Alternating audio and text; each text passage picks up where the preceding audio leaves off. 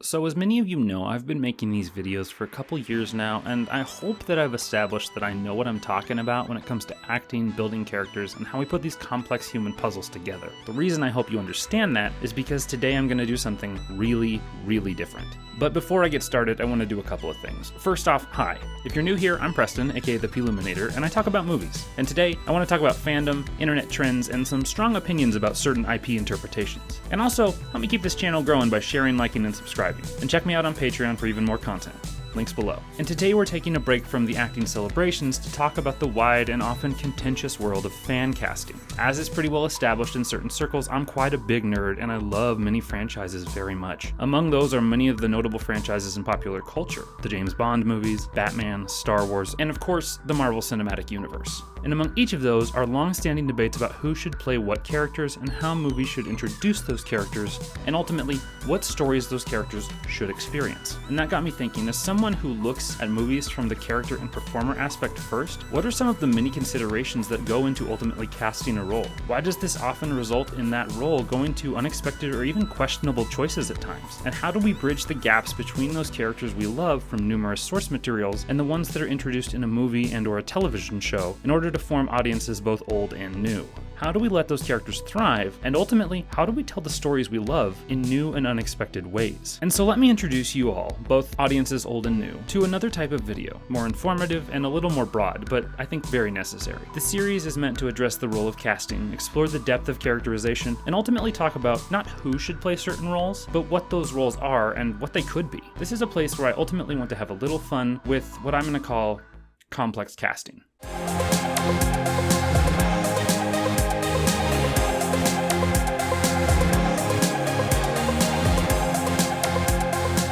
And for this first video, I'm just going to do some addressing of the way that I've seen fan casting happen in the past, and what we can do to better understand as we cast characters from a beloved medium into a beloved movie franchise. And as I said, I'm not going to fan cast anyone for this video or any subsequent videos. I have my opinions, I think there are people out there who are great for certain parts, to be sure, but I also know that I have no idea what is going on behind the scenes in the studios, the audition rooms, and the numerous other places where actors are chosen to portray certain roles. And I just want to put out this disclaimer that this video is not intended to bash on anyone or their chosen opinion for a certain character. I know we all have imaginations, wild and free to dream about even the most outlandish of things, and I don't want to use this space to discourage that. I want to just show that creating a character is much more complicated than people realize, and there needs to be more care sometimes into who we look at. I also don't want to say anyone shouldn't fan cast. I do it all the time. I absolutely think it's fun to speculate and imagine of what these people would look like in these certain roles. And I also think there are some fan castings out there that are really well thought out, and often I will see certain people pull casting ideas out that I think are brilliant and I wish I'd thought of them first. But I also know the danger of high expectations and how speculating on something like this or getting fixated on it can ultimately cause reactions and judgments that don't live up to your ultimate expectations. So while I want everyone to have fun, I also know that certain parts of fan casting and creating expected narratives can cause people to take their obsession too far or let something no one promised them ruin their own experience. That being said, let's break down how this works. Currently, this is going to be a series of videos, probably released one after another over the next few days or weeks. At least that's what I'm planning so far. We'll see how far it gets. I'm going to use this first part just to explain the trends I've seen, the things I know about casting and building characters from my experience, and also the complex craft of including characters in adapted stories and large ensemble pictures. In addition to that, I do want to talk about expectations and how characters serve narratives and vice versa. And then, in the next couple of videos, I'm going to specifically look at the biggest fan casting things that I've seen out there. These are the characters that Disney, and more specifically Marvel, have recently acquired from Fox and are placing in the MCU in the upcoming future. That is, the Fantastic Four and the X-Men. But we'll save that for another day. Right now, let's just talk about casting. Every movie, whether straightforward or surreal, is telling a story, and that story is told by characters. Now let me be clear, when I say character, I do not mean person. In fact, it doesn't even have to be a living thing. The lead character of a story can be anything if that's what the story needs to be about. And I know I'm speaking of a story as if it is a living thing because often that's what it is. It's a thing that grows and changes over time and is influenced by a large number of people all contributing to a common goal. And one piece of this contribution are the actors and the characters they portray. And it is important to remember that the same character can tell a completely different story. Different in style, pace, tone, and so much more. I'm going to use Batman to show how this works. Not because I have a strong Batman opinion, but because there are very few characters who have been interpreted and reinterpreted in so many contrasting ways. Batman has been played by 7 different actors in live-action films, and each one was serving a different purpose. When you had Adam West in the 60s, it was all camp. He was fun. He was the kind of guy who would wink at the camera one minute and then be a wild genius the next. And this contrast was played off brilliantly by Burt Ward, who acted as his counterpart Robin throughout the story. Contrast that with Michael Keaton, who played the character as this conflicted crusader, fighting not only with the world, but also with himself, wavering between this self-prescribed duty and this tempted desire to throw away everything for a simpler life. And yet, he still found these aspects of fun and knew when to let the character breathe from that trauma. You go into Val Kilmer, who stonewalled. He tried to bury the trauma and let the success story come to the forefront, and especially in contrast with the chaotic and wild portrayals of the villains that came around him in that movie, he was just this cool, cold person without what seemed like a lot of personality. In some places it really worked. George Clooney then took it and played much more of the Bruce Wayne side of Batman. He focused on the characters of Batman and Bruce Wayne as if they were interchangeable, and Bruce was the primary focus. This actually contrasted really well because Bruce Wayne was there in the quiet moments, and it also kept that Batman more grounded in some of the crazier moments where it seemed like he could have gone over the top. Christian Bale played the monster. He played the myth. He played the legend of the Batman, and he worked to make this character larger than life, bigger than himself, more than human. And the longer it went on, he watched as this legend he created became this heavier and heavier weight to bear until ultimately he knew he had to give it up. When Ben Affleck's turn came around, he was an older, harder Batman, scarred by the trauma of his life, pursuing this unending quest for justice. And yet, he finds moments of joy and comfort in the heroes around him, and seeing that his crusade, though long and painful, is beginning to inspire people and gain allies. And finally, you have Robert Pattinson, who took it in a completely different direction. He's a young Batman, one racked by grief and hardships, still not through the process of grieving. And he's letting himself be this sallow, brooding mess because he has to use that anger because it's the only way he knows how to survive. And whether you thought those performances worked or not in their own movies, the biggest thing you have to remember is that none of them would have worked in any of the other movies for someone else. They all work in their own way, and to somebody out there, that is their favorite Batman. And you have to understand that each Batman serves the story being told in that particular movie, not any of the other stories at large. And that is the first thing we have to think about when it comes to casting characters is what is the story they're trying to tell and how do they fit into it? Pattinson's grim, brooding Batman wouldn't work the same way if you threw him into the high-velocity action of the Christian Bale Batman, or the dark and stylized world of Keaton, the campy and exaggerated goofiness of West. None of them would have worked together. But West's Batman is brilliant in that movie, as is Keaton's, as is Bale's, as is all of them. So part of this process is not choosing the right actor for the part, but the right actor for the movie at large. And you can't do that if you don't know the story being told. Likewise, you can't just cast a single role within a movie by itself. I mean, yes, we do, but there is an ensemble aspect of movies that matters, and you have to think about how the whole cast fits together. One member cannot outshine the other unless the story needs them to, and yet there still has to be this very true aspect of personal chemistry and relationships. Let's think about the difference between two major ensembles in the same franchise. The Lord of the Rings is a masterclass in ensemble acting, and just within the 4 hobbits, you get a quartet who all manage to balance each other and play unique and interesting roles within the group, and yet, when you compare them to the source material, you get a real sense of why they chose each person to play those roles. Elijah Wood's Frodo is both actively naive and honorably determined. Sean Astin's Sam is dependable and curious while still skeptical of potential dangers. Both Dominic Monaghan and Billy Boyd play comedic relief in Merry and Pippin respectively, but they feel like two separate people and they fill different roles, with Merry being far too cocksure and Pippin just being a touch behind the curve. And I could keep going with other actors, but you can see already that Elijah Wood, while he's brilliant as Frodo, would not have been the same if he had to play Sam, Merry, or Pippin. He wouldn't have had the same energy, he wouldn't have the same skill sets, and the characters wouldn't have worked the same way. Likewise, Sean, Dom, and Billy wouldn't work as the other hobbits either. Not only do these 4 fill the roles that they have, but you also get an established dynamic between them. They all care for and support each other in different and unique ways, filling different and unique roles within the ensemble and the larger story. In essence, they have to work together to fill in all these parts, and without one of them, none of it works. So contrast that with The Hobbit. You have 13 dwarves, who in terms of look are different, but in terms of feel, could be really anybody. The dwarves, aside from probably Thorin, Keely, Balin, and Dwalin, don't really feel diverse and unique enough, and it is much more apparent that if 2 of those actors switched parts for a day, it would almost make no difference. And in that way, they don't bring anything to the characters or the story, and as a result, it not only makes those individual characters forgettable, but it also makes their interactions with the more interesting and developed characters less impactful as a result. And that is something, especially in these monstrous growing superhero franchises, that you have to really think about. Because it's not just who can play the part, it's about who can play the part and fit within the larger ensemble. Going back to Lord of the Rings, the non-hobbits, while all capable in battle, fill different roles. Don Rhys Davies' Gimli is brash, hard, aggressive, and he often takes his fight up close and personal. Orlando Bloom's Legolas, by contrast, is quick, flowing, and elegant, moving to keep the enemies at arm's length. And Viggo Mortensen's Aragorn blends the pair, but also takes a more sacrificial leadership role in every fight, filling in the gaps and doing what he can to ensure that no one is caught off guard.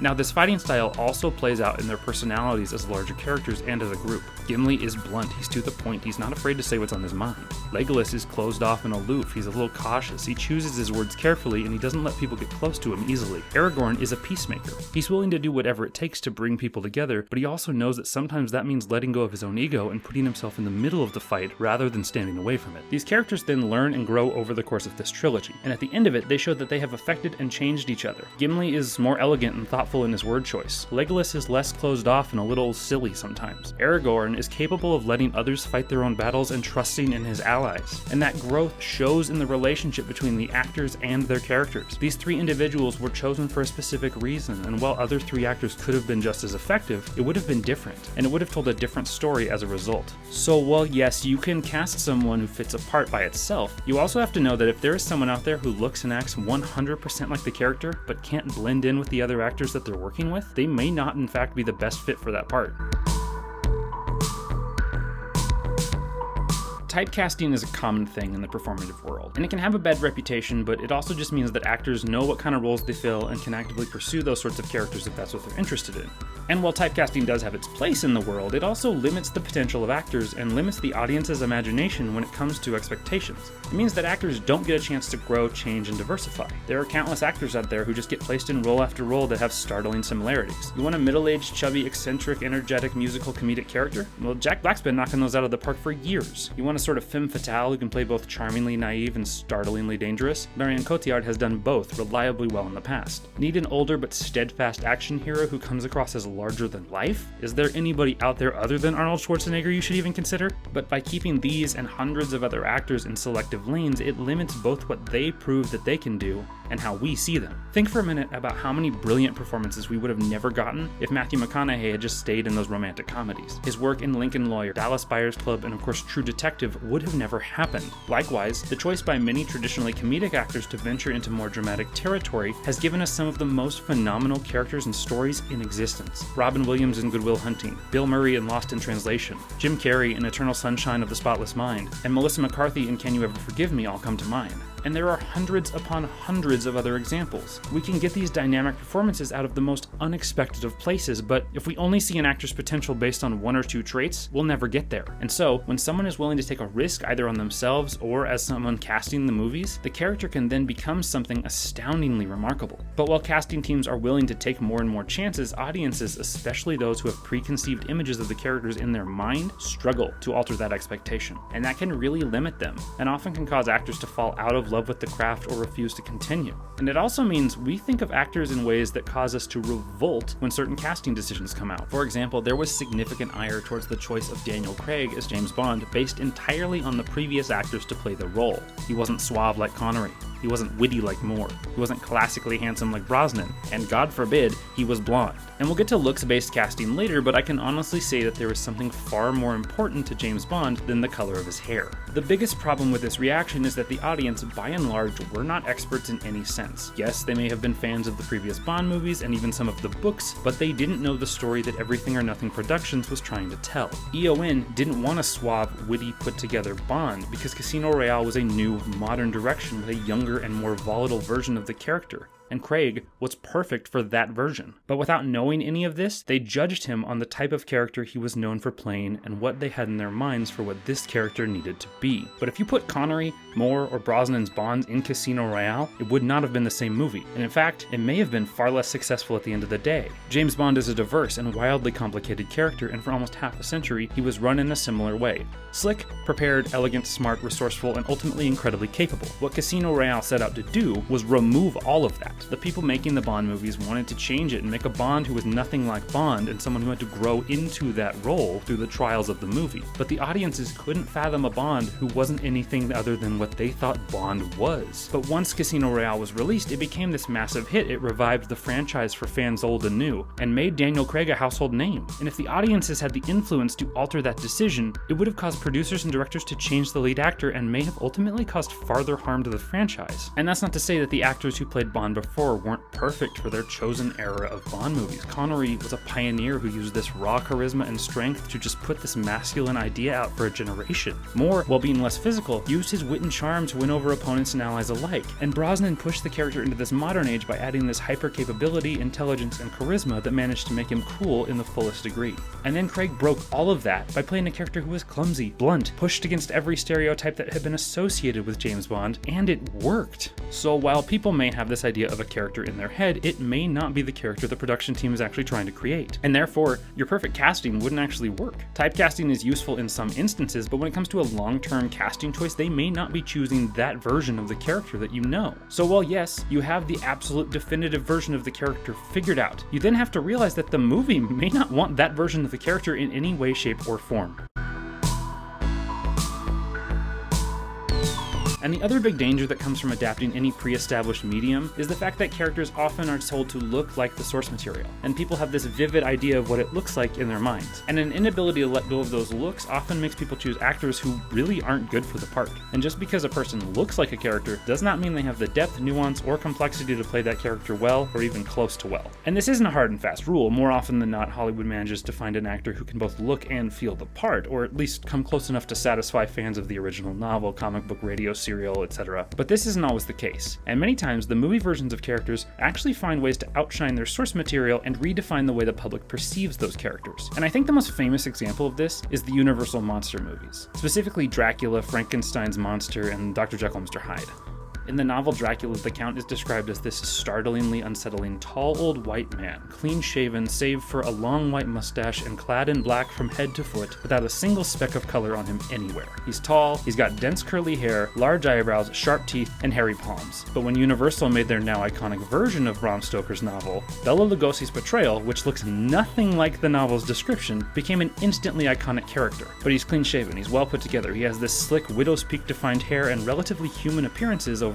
He's nothing like the source material, and yet it's the core of the character. Dracula is a monstrous force of evil, and that comes across and it helps make this new version stand out. Likewise, the physical descriptions of Frankenstein's creature are very different than the image that we have in our minds. In the book, he is a horrendous, terrifying thing with wild hair, yellow skin, and eyes, and grotesquely exaggerated features. But the creature is also highly intelligent and capable of complex thought. But now whenever we even say the word Frankenstein, we don't even think of the doctor, we think of the towering figure with green skin, the flat-topped hair, and the bolts in the neck, because we see one version of this creature, that is Boris Karloff's incredible portrayal. And Frankenstein the movie is phenomenal. It finds simplicity in the themes of the novel and makes massive changes to the source material, but now we don't even think of the other versions of that story. But again, if people had initially fought James Whale's adaptation, we may never have gotten to see what is now the definitive version of the creature in our minds. And then you get a book like Dr. Jekyll and Mr. Hyde, which is closer some of the time. Hyde specifically has had wildly inconsistent portrayals, with many of them often making him look like this ape-like behemoth or this force of inhuman, monstrous power. But in the book, he's just Jekyll without the good. He's a remnant of a man possessed by cruelty, evil, and ultimately terrifying in his own right. But instead of this small, evil person, the various Hydes throughout the years have caused a disparity to that public image, with some people adhering to the novel, while others seeing the towering brute. And my point with all of this is not whether or not the books or the movies are better, but that the filmmakers chose to tell a different story than the one that we knew classically. And as a result, they made changes to those characters. But those character changes also managed to change the way that we as the public see those characters overall. They entered the public consciousness and effectively outshined their literary counterparts by and large. And all this is to say that the characters have to fill roles in stories, and while the looks of those characters have to be considered, it is far less important for a character to look one way than to have the spirit of that character. So while yes, we all want a short Wolverine, it's not worth sacrificing actors just because they clear a height threshold. And they may in fact make a more interesting version of that character if they are cast. The audition process is a very necessary evil in the world of acting. It can be long, complex, and at times very, very tricky to get right. In essence, an actor has mere moments, sometimes incredibly small moments, to make someone in charge of the movie pay attention. And this role usually lands on the shoulders of someone who's called the casting director. For those of you who are unfamiliar with the idea of casting directors, let me explain. Hollywood filmmaking is a large and busy world. Directors, especially ones working for big studios, often have too much responsibility to watch the thousands of people who are vying for roles in their films. This is where the casting director comes in. They are tasked with sorting through the masses of auditions, either in person or through taped performances, and choosing which ones should be considered for the roles in question, or, in some cases, choosing to move them to a different role. The best example of this in recent memory is Tom Hiddleston. When casting for Thor began, Hiddleston put himself up for the part. After all, he'd worked with director Kenneth Branagh in the show Wallander, he was a classically trained actor, and he was in relatively good physical shape with curly blonde hair. On paper, he was actually a pretty good option and at least deserved a chance to be seen. What happened when Marvel held their audition process is that they found he actually fit Loki more, and when they chose to cast him as such, he became the fan favorite character. Now, whether that decision was ultimately made by Branagh or producer Kevin Feige or casting director Sarah Haley Finn or anyone else is not entirely known, but the decision to submit Hiddleston for a second role ultimately proved to be a good one, as he has seen a longevity that was not initially expected for that character.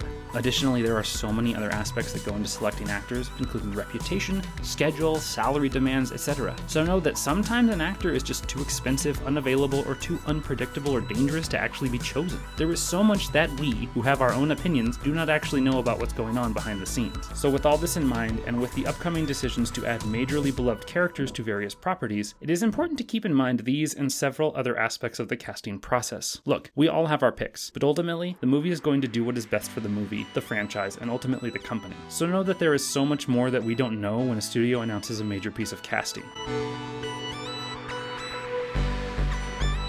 I could keep going with more examples, but I think the point stands. When we make these choices as we fan cast just based on how we view a character, we ultimately deprive those characters of a chance to excite and surprise us. And by and large, we don't know what the purpose of certain characters will serve in a movie, a franchise, or other things that we're not seeing. So this is part one. In the next video, I'm going to break down what I think would make an accurate Fantastic Four portrayal. Not necessarily the best one for the movie, but what would make the comic book characters come to life in the closest ways. What I will not be doing, again, is fan casting my picks for those characters. I think there are dozens of solid choices, and I think there are so many ways these characters could come together that we ultimately don't even know what we're considering. So until next time, thanks for taking some time to understand complex casting.